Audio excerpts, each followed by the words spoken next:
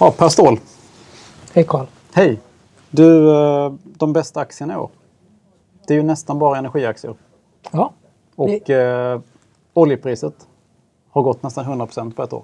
Ja, faktiskt. Det slår mig. Parallellt med det här fina inslaget så skriver jag en text om fonderna. Och där hittar man också mycket energifonder i toppen. Mm. Och om man tittar på S&P 500 då, världens viktigaste index, så är det ju idel energibolag i toppen. Devon Energy, Marathon Oil, Diamondback Energy och så vidare. Så att vi har ju verkligen vinnarsektorn det här hittills i år är ju verkligen energi. Ja, och det är på alla plan. Grottar man ner sig lite, nu tittar vi på S&P 500-index. Tittar man även på småbolagen, då är sektorn också vinnare, fast ändå mer vinnare, för den har gått ännu starkare. Då har den gått ändå starkare. Så det är, energi är årets supertema, får man väl säga. Ja. Vem kunde ana att det är i april förra året?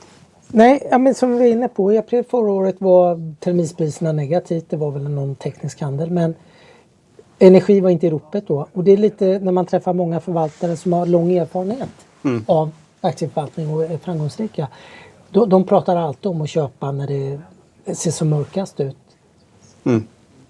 Vilket brukar bli ganska bra, särskilt på något års sikt. Och om vi bara backar bandet ett år sedan, då hade USA precis haft, de hade ju haft presidentvalet precis. Det glömmer man bort, tiden går snabbt. Ja. Pfizer lanserade nyheten om de här extremt framgångsrika fas 3-studierna. Pfizer och BioNTech, för att tillägga dem. Ja, men tyska BioNTech också. Så det har hänt väldigt mycket på ett år. Vilket blev lite ett startskott på hela den här stora sektorrotationen som vi såg inledningsvis på året också. Då, att man gick till värdebolag, vilket energibolagen är. Och energibolagen var ju lite ratade också. Det var exakt, jag skrev ju om världens mest hatade aktier för ett drygt år sedan. Och det var ju kolaktierna då. De är ju fortfarande kanske lika hatade, men vissa av dem har gått 9 gånger pengarna. Och alltså det är verkligen extrema vinnare kan man säga. Ja, men det är det. Och det är på flera plan kan man ju se det. För dels är de var lite hatade då, om man ska utveckla ordet, för att de exkluderas extremt mycket. De exkluderas nästan från de flesta fonderna. Allt som har något med hållbart i exkluderas ju både kol och oljeaktier. Ja. Och även gasaktier va? Och även gasaktier oftast. Fast det kan man väl kanske se om det blir någon ny debatt kring, kan jag tänka mig. Och i vissa fall även jag tänker på uran och den biten också. Ja, det är också en diskussion kan man säga. Det kanske vi kan få en omvärdering där. Ja, det är en annan diskussion. Men hur som helst, de har ju varit verkligen ute i kylskåpet. Den här typen, både kol och naturgas och energi inom energisektorn överlag. Men om man tittar framåt nu då kan man ju säga lite så här att nu har vi haft den här återhämtningen i energipriserna. Och i vissa fall kanske vi har gått i excesser då när det gäller i alla fall naturgaspriserna i Europa då. Som då har förstärkts av att Ryssland inte har levererat naturgas och använt det som lite påtryckningsmedel också. Så att nu har man ju börjat se lite sjunkande energipriser och även priser på insatsvaror då. Och även inom shipping ser vi sjunkande priser. Så att allt det här som fick sig en enorm boost under corona, eller eftereffekten av corona kan man säga. Öppna upp corona? Eller? Öppna upp allting som har med öppna upp att göra. Och den enorma efterfrågan då som stimulansen har gett. Det börjar sjunka tillbaka nu. Så att den här enorma inflationsoron som många har känt det kanske inte är så allvarligt ändå. Ja, det känns ju lite lugnare. Jag får ju fortfarande lite inbjudningar till olika seminarium där man har inflationen som är rubriksättningen då. Men det känns som det har blivit lite lugnare med den synen. Lite precis som du diskuterar. Tror man att oljepriset kan gå ytterligare. Och det är mycket politik. Det är även politik med OPEC gällande oljepriset. Lite att man inte ökar utbudet så där mycket. Efterfrågan finns, men det är ju inte så superdrivet av en jättestor efterfrågan. Nej. Och då kommer vi in på vad vi tror inför nästa år lite grann. För att det som har gått sämst i år, eller en sektor som har gått väldigt dåligt, det är faktiskt e-handel. Och det är på grund av logistikproblem, ökade råvarupriser och energipriser som har pressat den här sektorn jättemycket. Och även betaltjänstbolag har pressats väldigt mycket i förlängningen då. Så då har Mastercard och Visa till exempel ligger flätt i år. Du har PayPal som nu ligger back på året, till exempel. Efter rapporten. Amazon ligger platt i år. Du har jättemånga sådana här länders respektive Amazons, till exempel Coupang och alla, de ligger ju som har gått ner 50% liksom, på ett år.